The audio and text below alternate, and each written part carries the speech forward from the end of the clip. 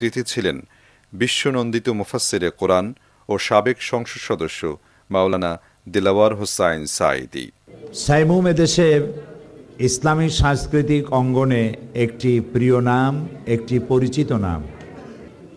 সমগ্র দেশ জুড়ে এর একটা পরিচিতি, একটি সুনাম রয়েছে। এবং এমন এক সময় এটার জন্ম হয়েছিল যখন এটার জন্ম হওয়া খুবই জরুরি ছিল।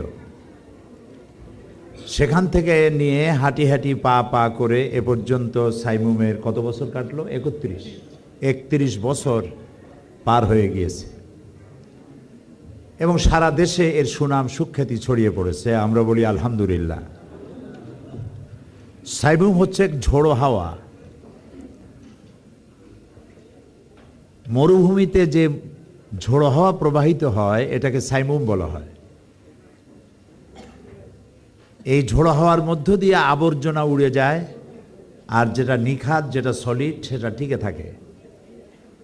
সাইমুমের এই ঝোড়ো হওয়ার মধ্য দিয়ে অপসংস্কৃতি দূর হবে এবং সত্যিকারের সংস্কৃতি প্রতিষ্ঠা লাভ করবে, এটাই আমাদের কামনা। আমি প্রথমে বলতে চাই সংস্কৃতি কি, সংস্কৃতি কাকে বলে। এটাকে ইংরেজিতে বলা হয় কালচার, আরবিতে বলা হয় সাকাফা, আর বাংলায় বলা হয় সংস্কৃতি। সংস্কৃতি বলতেই মানুষের ধারণা হয়, যখনই শোনে সাংস্কৃতিক অনুষ্ঠান তখনই মনে করে গান বাজনা, তবলা, গিটার, হারমোনিয়াম, আরও কী সব, নাচ গান, এগুলি সংস্কৃতি বলতে এগুলিকেই বোঝানো হয়। আসলে কি সংস্কৃতি তাই? আমি জবাব চাচ্ছি, আসলে কি সংস্কৃতি তাই? না। সংস্কৃতি হচ্ছে একটি জাতির পরিচয় বহন করে। সংস্কৃতি দিয়ে একটি জাতীয় চরিত্র পরিস্ফুটিত হয়ে ওঠে। সংস্কৃতি হচ্ছে মানুষের জীবনের একটা বিশাল অঙ্গনকে নিয়ন্ত্রণ করে। ইসলামের আবার সংস্কৃতি কি, এটা আবার অনেকের চিন্তা যে ইসলাম সংস্কৃতি হচ্ছে গান বাজনা, নাচ গান ইত্যাদি। তো ইসলামের সংস্কৃতি কি, এটা অনেকের ধারণা। তারা বুঝতে পারে না যে আল্লাহ তাআলা বলেছেন ইন্নাদ্দীন ইনদাল্লাহিল ইসলাম। আল্লাহর কাছে ইসলাম হচ্ছে কেবলমাত্র একটি পূর্ণাঙ্গ জীবন ব্যবস্থা। তো পূর্ণাঙ্গ জীবন ব্যবস্থা এটা আংশিক নয়, পূর্ণাঙ্গ। এটা কি? পূর্ণাঙ্গ, কমপ্লিট। তো কমপ্লিট একটি জীবন ব্যবস্থা সংস্কৃতি ছাড়া হবে কি করে? আমি তো মনে করি যে মুসলমানদের জীবনের বা যে কোনো জাতির জীবনের সব থেকে তার পরিচয়টা পরিস্ফুটন হয়, তার পরিচিতি বহন করে তার সংস্কৃতির মধ্য দিয়ে। যেমন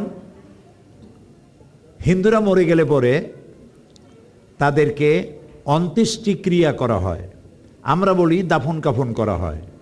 আমাদেরকেও মারা গেলে বলা হয় মরহুম, আর ওরা মরলে বলা হয় প্রায়ত। এটা হচ্ছে ওদের সংস্কৃতি, আর এটা হচ্ছে আমাদের সংস্কৃতি।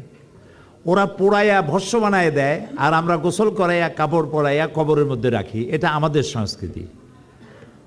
হিন্দুরা তাদের মেয়েদেরকে বিবাহ দেওয়ার সময় 7টা পাক দিয়ে ঘোরে, তারপরে বধূবরণ করে নেয়, এটা ওদের সংস্কৃতি।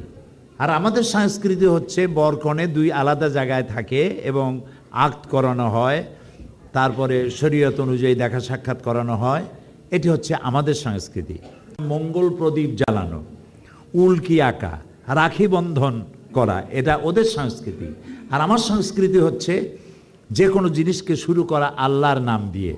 ওদের সংস্কৃতি হচ্ছে কেউ মারা গেলে পরে নীরব ভূমিকা পালন করা, 1 মিনিট দাঁড়িয়ে নীরবতা পালন করুন, এটা হলো বোবা সংস্কৃতি।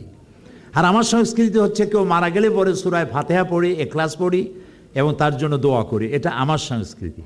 এখন যদি এখানে আমরা সব মানুষ দাঁড়িয়ে, কারো মৃত্যুর পরে এখানে সবাই দাঁড়িয়ে যদি আমরা বোবা হয়ে 1 মিনিট বা 5 মিনিট অথবা সারা রাত দাঁড়ায় থাকি, তাহলে যার জন্য দাঁড়াইছি সে কি টের পাবে যে কতগুলি লোক কচিকাচার এই মেলার ঘরের মধ্যে ভূতের মতো দাঁড়ায় রয়েছে? এরা কেউ টের পাবে? এটা ওদের সংস্কৃতি, এটা আমাদের সংস্কৃতি নয়। আমি আমেরিকা সফরের সময় দেখলাম কিছু যুবক ছেলে মেয়ে এমন প্যান্ট পরেছে যা দিয়ে তাদের হাঁটু দেখা যায়, উরু দেখা যায় ছেঁড়া। তা আমি বললাম যে আমেরিকা তো অনেক বড় ধনী দেশ, এরকম ছেঁড়া প্যান্ট পরে কেন? এদের কি পয়সা করি নাই? কই যে না হুজুর, এইটার দাম তো সব থেকে বেশি ছেঁড়া, ওরা এর মাধ্যমে নিজের শরীরের রঙকে মানুষকে দেখাতে চায়। ছেঁড়া জিনিস পরাটা এটা এদের সংস্কৃতি। ওরা ওদের বডির গোপন অঙ্গকে মানুষকে দেখানো ওদের সংস্কৃতি, আর আমার সংস্কৃতি হচ্ছে কাপড় চোপড় দিয়ে শরীরকে আবৃত করা, এটা আমার সংস্কৃতি। ওদের সংস্কৃতি হচ্ছে চুল দুই দিক থেকে কেটে মাথার উপরে তাল পাতার মতো এরকম খাড়া করে রঙিন করে রাখা, চতুর্দিক থেকে চুল কামায়, মাথার উপরে তালপট্টির ডিপ বানানো, এগুলি হচ্ছে ওদের সংস্কৃতি। আর আমার সংস্কৃতি হচ্ছে ভিন্ন, যেভাবে রসুল করেছেন। ওদের সংস্কৃতি দাড়ি কামায়া মোস্টারে এত বড় করে রাখে, 5 ব্যাটারির টর্চ লাইট দিয়ে অনেক সময় ধরে রাখলেও বোঝা যাবে না যে লোকটা হাসে না কান্দে। এটা ওদের সংস্কৃতি, এটা আমাদের সংস্কৃতি নয়। সুতরাং সংস্কৃতি কি এই জিনিসটা আমাদেরকে বুঝতে হবে। নবী করিম সাল্লাল্লাহু আলাইহি ওয়াসাল্লাম তিনি এক বিবাহের সময়, এক জায়গায় বিবাহ হচ্ছে, সেখানে লোক পাঠানো হয়েছে। তিনি জিজ্ঞেস করলেন, ওই এলাকার যে বরযাত্রী যে পাঠাইছো ওরা তো গান পছন্দ করে, কোনো গায়ক পাঠাইছো কি? এটা হাদিসে আছে, গায়ক পাঠাইছো, ওরা তো গান পছন্দ করে। তো এটা আমাদের সংস্কৃতি যে গানের মধ্যে, রসুল তো সেই গান পছন্দ করতেন যেখানে অশ্লীলতা নাই, অশ্লীলতা বিবর্জিত গান, যে গান মানুষের প্রাণ তাজা করে।